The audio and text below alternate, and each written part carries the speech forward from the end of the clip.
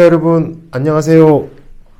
코트라가 알려주는 라틴 아메리카는 지금 코라지 25년 5월로 시작하겠습니다.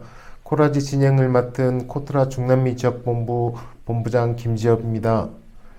지난 2월호 조회수 2100회에 이어 3월호도 1600회 정도로 늘었습니다. 성원에 감사드립니다. 4월호는 5월 23일 현재 아직 게재가 안 되고 있네요. 보다 신속하게 정보를 전달드릴 수 있도록 노력하겠습니다. 그럼 먼저 5월에 코트라 중남미 무역관에서 수집한 정보를 소개해드리겠습니다. 중남미 지역본부 최세령 차장님, 5월이 중남미 지역 주요 뉴스 브리핑 부탁드립니다. 안녕하세요. 최세령입니다.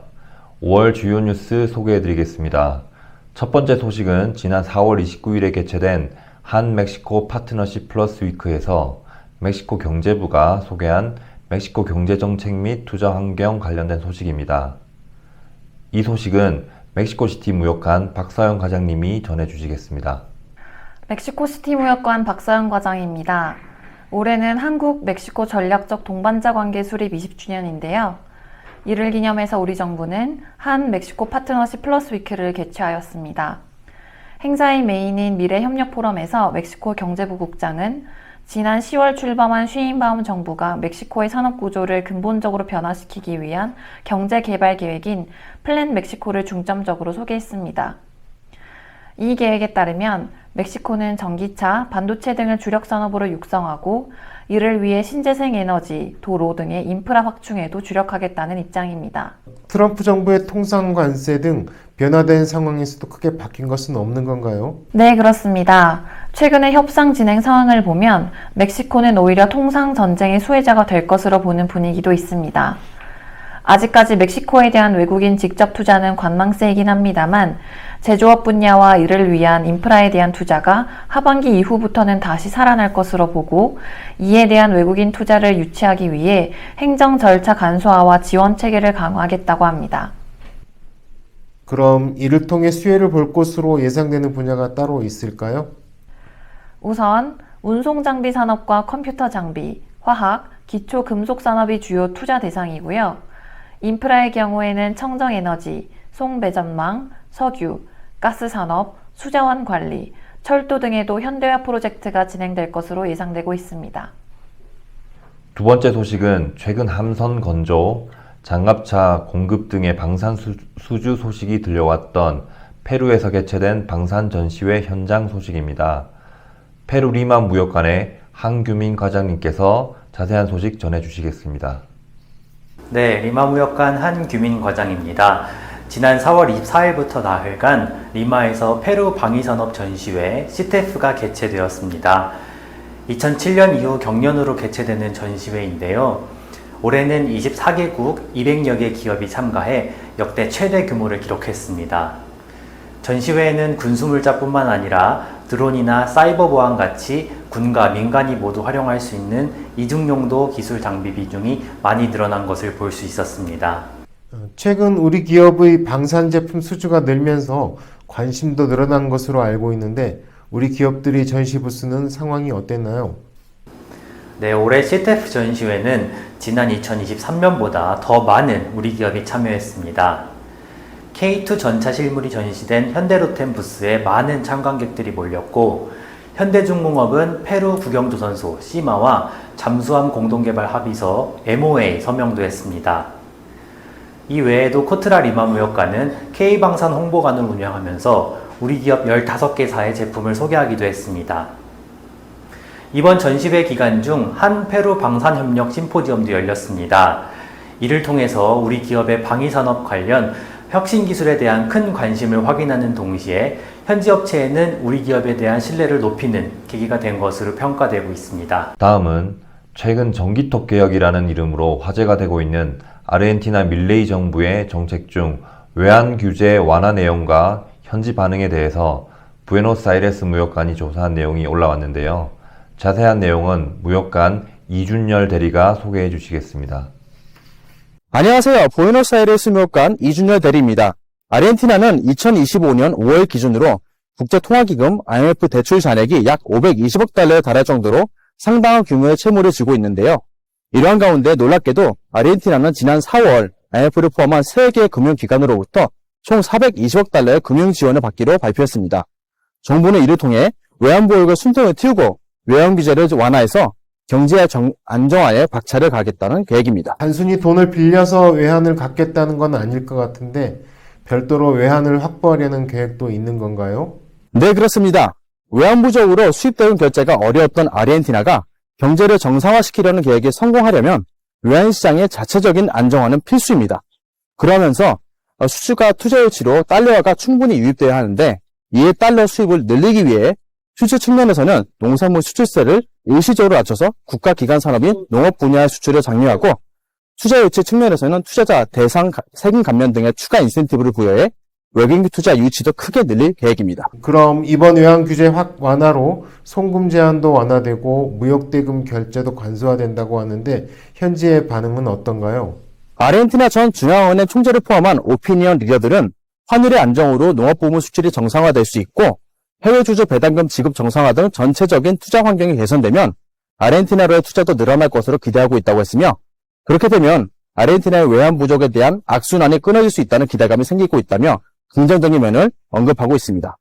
반면 민간 경제 전문가들은 환율의 상승으로 물가가 크게 오를 수 있다며 사회적 불안정을 우려하는 목소리도 있습니다.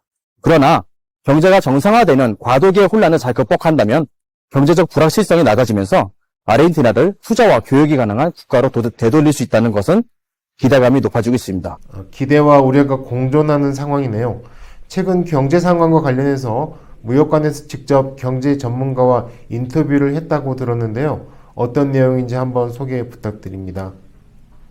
최근 분위기와 시장 상황에 대해서 좀 더 정확히 알아보기 위해서 아르헨티나의 현지 금융 서비스 기업인 파시메스에서 근무하시는 이코노미스트 한 분과 인터뷰를 하러 장소를 이동해 보도록 하겠습니다. La pregunta sería, con las nuevas flexibilizaciones de las regulaciones cambiarias, ahora es más fácil, ¿no?, realizar transferencias internacionales y cambiar a monedas extranjeras. ¿Qué opina sobre estos cambios y cómo cree que afecte, digamos, a su actividad? Fue la situación principalmente de la multiplicidad de tipos de cambio, por un lado, y por otro lado el acceso al mercado cambiario de las familias, pero no tanto de las empresas. Entonces te diría, la principal modificación que tuvimos fue que pasamos de estar en un sistema de tipos de cambio múltiples, todas esas múltiples cotizaciones que había convergieran prácticamente a un único valor. Todo lo que es la dinámica operativa de las empresas ya terminó de normalizarse, sobre todo exportaciones e importaciones. Persiste todavía esas restricciones al armado de los portafolios de las compañías principalmente. Perfecto. Entonces es probable que la señal que nos esté queriendo mandar el gobierno es que a partir de 2026 ya todo esto va a estar normalizado. 네, 자세한 소식 감사합니다. 네 번째 소식은 8,000명이 넘는 관람객과 함께한 한류 축제 현장을 참가한 내용으로 과테말라 무역관 곽은자 대리님이 전해주시겠습니다. 안녕하세요. 과테말라 무역관의 곽은자 대리입니다.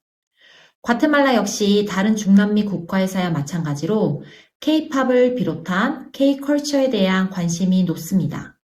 지난 2015년 팬클럽의 주도로 시작된 소규모의 K-팝 경영대회가 이제는 평통 과테말라 지회가 주관하고 주 과테말라 한국대사관이 후원하는 공식 행사 K-데이로 자리 잡았습니다.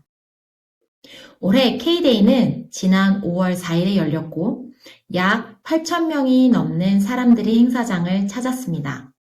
이날은 K-팝 커버 댄스 대회뿐만 아니라 한식 체험, 전통 놀이 체험과 함께 한국 기업의 제품을 체험하는 기회를 제공해 많은 호응을 이끌어냈습니다.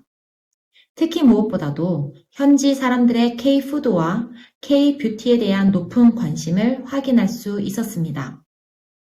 과테말라 무역관에서는 이번 행사에서 한국 기업 제품을 현지에 알리고자 코트라 판초 홍보 부스를 마련했습니다. 과테말라 유통 벤더들이 직접 참여해 시장 반응을 확인할 수 있도록 했고 SNS 인플루언서들을 초청하여 홍보 영상 촬영을 지원하는 등 유통 채널 구축과 마케팅 도움을 주기 위해 노력하였습니다. 그럼 마지막으로 카리브해 거점 국가인 도미니카 공화국의 교역 동향에 대해서 살펴보도록 하겠습니다. 이 소식은 산토도밍고 무역관 이주상 관장님께서 직접 소개해 주시겠습니다. 안녕하십니까. 산토도밍고 무역관장 이주상입니다. 도미니카 공화국의 전체 수입 규모는 어느 정도입니까? 네, 도미니카 공화국의 작년 총 수입은 약 300억 달러입니다. 카리브 지역의 유일한 인구 1000만 명 이상, 1인당 GDP 10,000달러 이상의 국가입니다. 관광업이 전체 GDP의 약 20%를 차지하고 있으며 제조 기반이 상대적으로 열악하다 보니 거의 대부분의 공산품을 수입에 의존하고 있습니다. 이번에 도미니카 공화국의 수입 중에서 FTA 협정을 통한 수입 규모에 대한 보고서를 작성하셨는데 특별한 이유가 있을까요? 네, 산토도밍고 무역관 현장 실습생 조혜은입니다.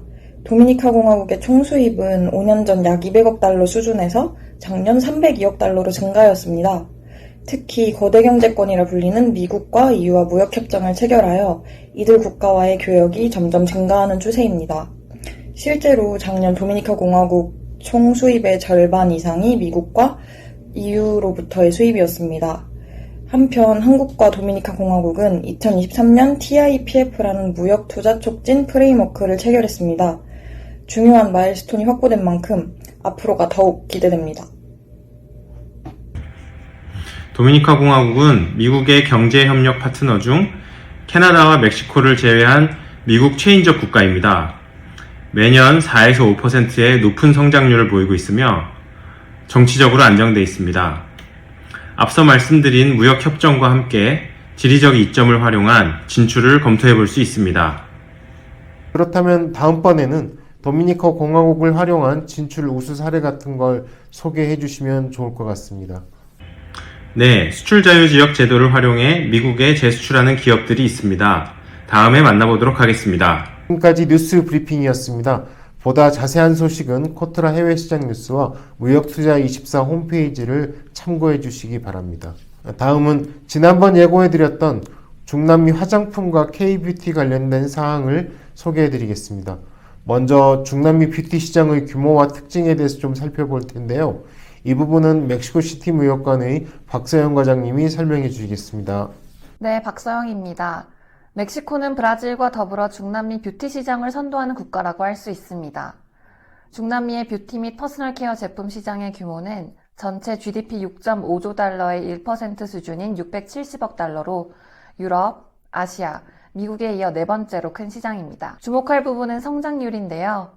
연평균 성장률이 10%로 예측되는 중동, 아프리카에 이어 두 번째로 7%씩 성장해서 2032년에는 725억 달러까지 성장할 것으로 예상돼 시장 잠재력이 가장 높은 시장으로 꼽히고 있습니다. 물론 시장 규모는 인구와 구매력이 높은 브라질과 멕시코라고 볼 수 있습니다. 이러한 중남미 뷰티 시장의 최신 트렌드로는 디지털 채널을 통한 판매 확대, 다양한 인종에 따른 개인별 맞춤형 수요의 성장, 그리고 기존 시장의 협소함에 따른 해외 직구 소비의 증가 등을 꼽을 수 있습니다. 먼저 인스타그램이나 틱톡과 같은 공간에서 인플루언서가 제품을 소개하는 경우가 늘면서 온라인을 통한 판매가 전체의 23%를 차지할 정도로 확대되고 있습니다. 두 번째로 다양한 인종으로 구성된 중남미 소비자들은 피부톤과 모발 등 개인적인 선호도가 각자 다를 수밖에 없는데요. 소득의 여유가 생기면서 이제는 소비자들이 자신에게 맞는 제품을 선택할 여유가 생겼다고 볼 수 있습니다. 마지막으로 해외 직구 소비의 증가입니다.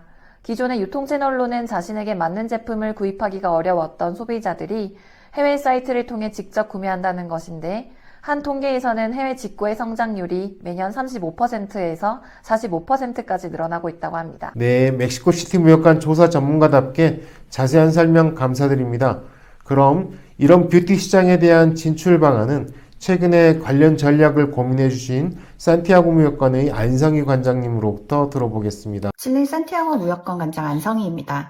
최근 중남미 무역 투자 확대 전략회의에서 이 내용으로 진출 방안을 고민했었는데요.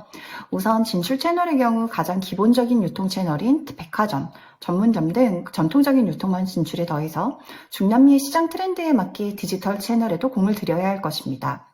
국가별로 온라인 플랫폼이 다양할 텐데 특히 온라인 플랫폼에 특화된 유통기업도 있으므로 관심을 둘 필요가 있습니다. 제품의 경우 다양해진 소비자들의 수요에 맞게 다양한 제품 라인업을 갖출 필요도 있겠지만 한국 화장품의 경우에는 안티에이징, 미백과 같은 고기능성 제품이나 친환경, 비건과 같은 지속 가능한 가치 소비를 원하는 소비자들에게 인기를 끌고 있음을 주목해 주시면 좋을 것 같습니다. 올리브영이 올해 2월 미국에 오프라인 1호점을 내면서 현지 유통망들이 무역관을 접촉해오는 경우가 있었는데요. K뷰티에 대한 관심이 매우 높기 때문에 현지 유통망이 프라이빗 브랜드 제품으로 ODM 방식을 납품으로 하는 것도 고려해 볼 수 있을 것 같습니다. 네, 자세한 설명 감사합니다. 혹시 추가로 유의해야 할 사항이 있을까요? 중남미 시장의 가장 큰 난관은 아무래도 인증일 것입니다. 비용도 많이 들고 또 수입업체가 인증을 취득했을 때 인증의 소유권이 누구한테 있느냐도 분쟁의 소지가 있습니다. 시장 규모에 비해서 비용이 좀 많이 들어가는 것도 사실입니다. 따라서 매년 제품 라인을 교체하기보다는 통상 5년 정도인 인증 유효 기간 동안만큼은 기존 제품을 계속 유지하는 것이 효율적일 것 같습니다. 네, 좋은 정보 감사합니다. 이렇게 평소 중남미 시장에 대해 궁금하셨던 사항을 댓글로 남겨주시면 또 답변 드리도록 하겠습니다. 많은 참여 부탁드립니다. 그럼 오늘 방송은 이것으로 마치겠습니다. 감사합니다.